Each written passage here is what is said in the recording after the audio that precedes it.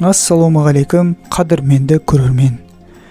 Күндердің бірінде жаңадан үйленген ерлі зайыпты бүгін үйге кім келсе де есік ашпаймыз деп бәстесіпті. Аз уақыт өткен соң есік қоңырау басылыпты. Олар есіктің саңлауынан қараса, жігіттің әке-шешесі екен. Алайда олар есікті ашпапты.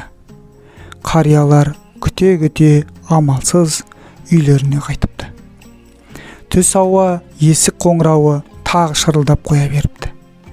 Ерлі зайыпты екеуі саңлаудан қараса, әйелінің әке-шешесі екен.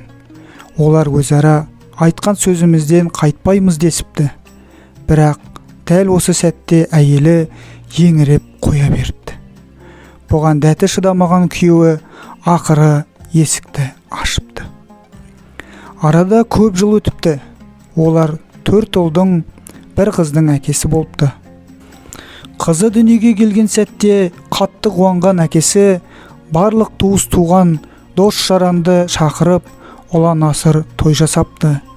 Бұл істің байыбына бара алмаған жолдастары одан: "Сен 4 ұлың дүниеге келгенде мұндай қуанбаған едің, ал қызың дүниеге келгенде неге мұнша қуандың?"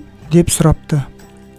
Сонда балалардың әкесі баяғыда болған оқиғаны әңгімелеп беріп, жаратқан иеміз ақыры бізге есік ашып беретін бір перзентті берген екен, бұған неге қуанбасқа деп мәз болған екен.